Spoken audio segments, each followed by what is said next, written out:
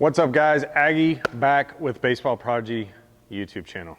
Listen, in a recent video, I went on a diatribe about Babe Ruth and the heartbreak of the curse of the Bambino and him getting traded.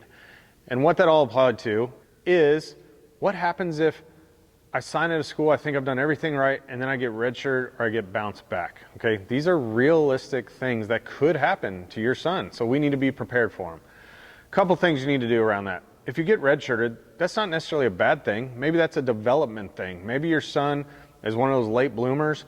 We know that he can play at that certain level, that certain school, and it's like, hey, this is good academically, this is good environment for me, this is good where I think I'm gonna excel as a student athlete on and off the field. The classroom sizes are good, the Friday, Saturday night stuff, the football games, like everything matches up with what I wanna do, but I've just been redshirted, okay?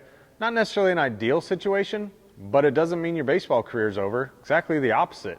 It might be the situation where man, I get to work out with the team, I get to fill out body-wise, I take my metrics from just below average as far as my peer group on the team to maybe above average within that year, okay? So if that happens, that's not necessarily a bad thing. But if you get redshirted and you're very unhappy, right, what you need to do is you need to go to the college coach, you need to talk with them and just say, listen, man, do you see me playing here long term? Have that pointed conversation. Coach X, I really liked you. You told me when you recruited me this and that. I understand some things changed on your side. You had an All-American you thought was going to get drafted. He didn't get drafted. He's back. He plays my primary position. You brought in a junior college guy that also plays my primary position. How do you see me fitting in long term? And one or two things is going to happen. That coach is either going to say, hey, we don't see you fitting in long term, and we're going to go ahead and give you your release from your scholarship to go find other options. As a matter of fact, I'm going to help you find other options because you're a young man that has high character. It just doesn't fit in here on the baseball field. Okay, not necessarily what you want to hear, but potential. The second thing is he can say, I think you really fit in here long term, but dude, you're just not there yet. Everybody else on the team is exit velo 100 and you're at 85. You've got a nice swing, but you're not doing damage for the position you play. We just want to give your body everything time to fill out and for your metrics to catch up. And we think that's going to happen in the next year. Are you cool with that? Okay? Then it's on you. That's your decision on what you want to do. But that's how you handle a redshirt situation, good or bad. You have the tools and the framework around to which to navigate that. The second part of this is, just like Babe Ruth who got traded after he was a stud pitcher and hitter for the Red Sox, then he goes over to the Yankees and becomes one of the greatest ball players of all time, Hall of Famer, right? Greatest two-way guy ever to step on the field, in my opinion, all right? He gets traded. So now you get bounced back. You've signed with this school. You think it's a good fit. You go through your first year, maybe even pitch like 20 innings, 25 innings. You feel like you're an integral part of the bullpen, whatever it is. As a freshman, you go, man, I pitched in some conference games. I pitched in some non-conference games. I did okay. I wasn't great, but I did okay. And the coach says, hey, little Johnny, I want you to come in my office. We got to have a talk. And you're like, all right, cool, right? He's going to tell me about my role for next year. And you're right, he is. And that role is not to be on that team. And he's going, hey, I'm going to give you your outright release. What happens in that situation when you get bounced back? Well, I can tell you this. Here's a couple mistakes that people make. People get their ego involved and they go, I'm going to try and go and make a lateral move. I'm going to go from this school where I pitched 20 innings and I'm going to try and go over to this school and I'm going to try and pitch 40 innings over there and I'll show that coach that he made a mistake. That coach doesn't care. He doesn't view it as a mistake, so neither should you. You should view it as an opportunity to make the next step in your career and keep the big picture in mind, whether that's a draft, whether that's a degree, whatever the case is, okay?